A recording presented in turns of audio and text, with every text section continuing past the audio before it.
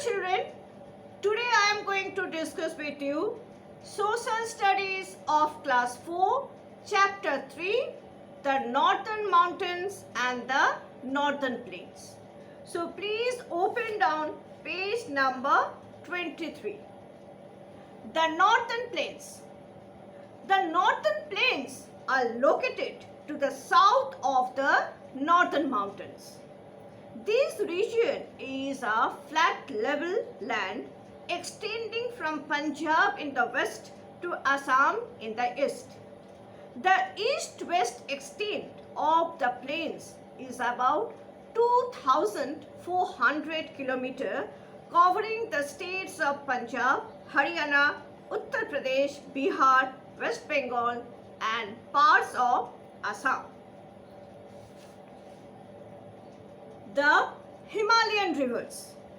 The rivers that originate from the Himalayas flow through the northern plains. Since these rivers have their source in the Himalayas, they are perennial. Perennial means perennial rivers have water throughout the year. We are having two types of rivers. One is going to be known as perennial. These rivers are going to have water throughout the year. Another type of river is going to be known as seasonal river. Seasonal river means the rivers which are going to have water only during the rainy or the monsoon season. So the rivers which are going to originate from the Himalayas, they are perennial rivers. That means they are going to have water throughout the year. This is because the melting snow from the Himalayan glaciers provide a continuous supply of water to the northern rivers. The rivers originating from the Himalayas have made the northern plains very fertile. The rivers bring along minerals, rocks and slate from the mountains and deposit them on their banks and surrounding areas. This soil is very fertile and is known as alluvial soil. So we have seen that there are many types of soil, but amongst them the alluvial soil is going to be the most fertile one. The river basins of the northern plains. Three rivers have played a major role in the formation of the northern plains. They are Satluj, Ganga and Brahmaputra. These three rivers have their tributaries have formed three water basins which together form the Great Northern Plains. A tributary is a small river or stream which flows into a larger river or lake. An area watered by a river and its tributaries is called as basin. The Ganga basin is in the center, the Brahmaputra basin is in the east and the Satluj basin is in the west. The Satluj basin is also known as the Indus basin. First we are going to read about the Ganga basin. River Ganga originates from the Gangotri glacier in the Himalayas. It flows very swiftly and enters the plains at Haridwar. The main tributary of river Ganga is river Yamuna. The river Yamuna joins the Ganga at a place called Sangham near Allahabad. Rivers Gomti, Ghagra, Gadak and Kosi are the tributaries that flow from the Himalayas and join the Ganga in the plains. Rivers Chambal, Betwa, Ken and Son are tributaries that join river Ganga from the south. The northern plains are an important agricultural belt of India because there is rich fertile soil and many wells and canals for irrigation. First you have to know what is mean by the word irrigation. The word irrigation means artificial water supply. The main crops grown in this basin are sugarcane, rice, jute, wheat, and millets. The Ganga basin is the most densely populated part of India. Millions of people have settled here. Many cities have developed along the banks of the rivers of Ganga basin. Some of these cities are very ancient and have religious importance, and many are important industrial centers. For example, Rishikesh, Haridwar, Delhi, Agra, Lucknow, Kanpur, Ayodhya, Varanasi, Patna, and Kolkata. These are the areas which are going to be very, very densely populated. Next, we are going to read about the Brahmaputra basin. The Brahmaputra basin originates in Tibet. Here the river is called Yandu. It flows from west to east, then turns southwards and enters India from Arunachal Pradesh. Then it flows through Assam and enters into Bangladesh. The rivers Brahmaputra and Ganga form the largest delta in the world before emptying into the Bay of Bengal. It is known as Sundarban Delta. Sundarban Delta is going to be the largest delta in the world. Now you have to know what is meant by delta. A delta is formed when a river deposits the sediment before reaching the sea and splits into several small rivers. It is a low flat land that is usually triangular or fan-shaped. Delta is usually triangular in shape.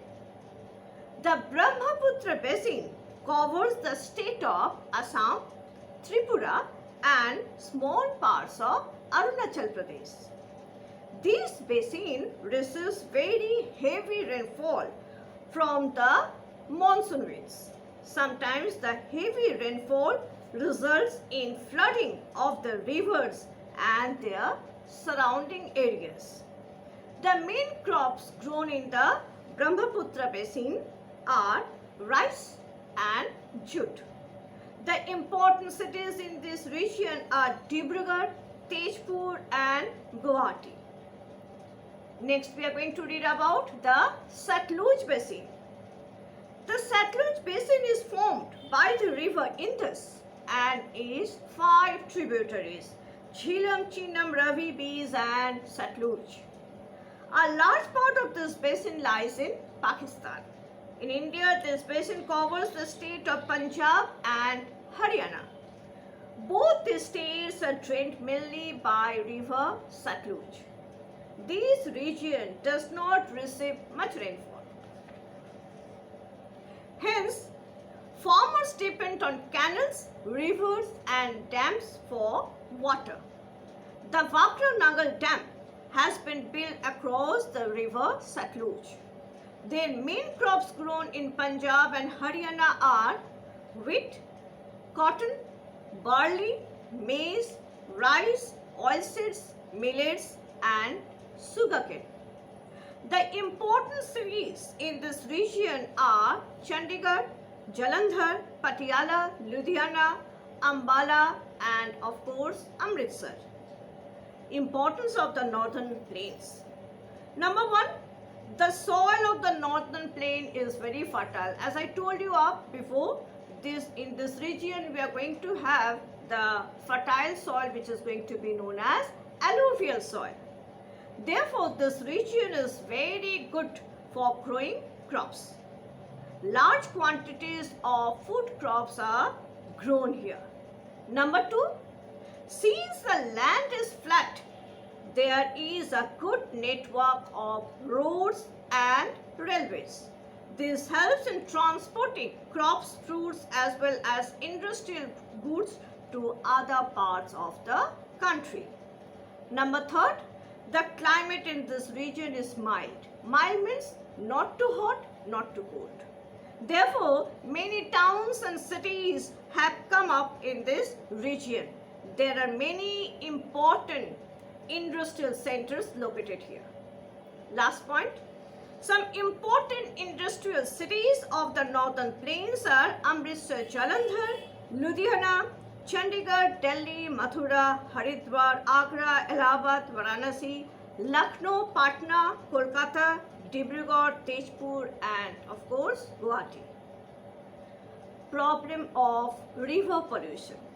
The two important rivers in northern India are Ganga and Yamuna. But over the years, they have become among the most populated rivers of India. These rivers get polluted once they leave the Himalayas and come down to the plains. Many industrial cities have come up along the banks of the rivers of the northern plains. Many factories release chemical waste into these rivers. Domestic garbage and human waste also add to river pollution.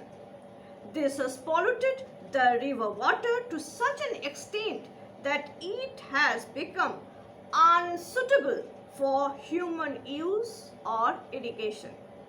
Many projects have been started by the government for cleaning these rivers, for example, the Ganga Action Plan.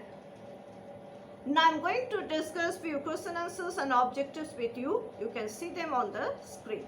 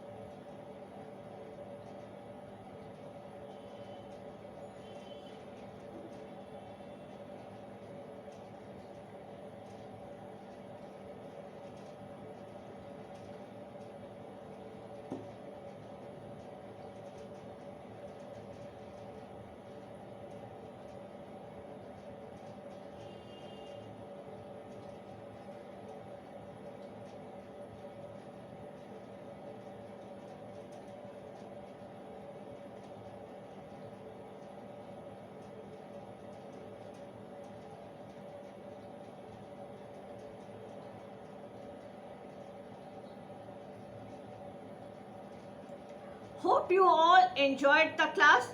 Now please read the chapter nicely and do the assignment in your social study interleaf copy. Thank you.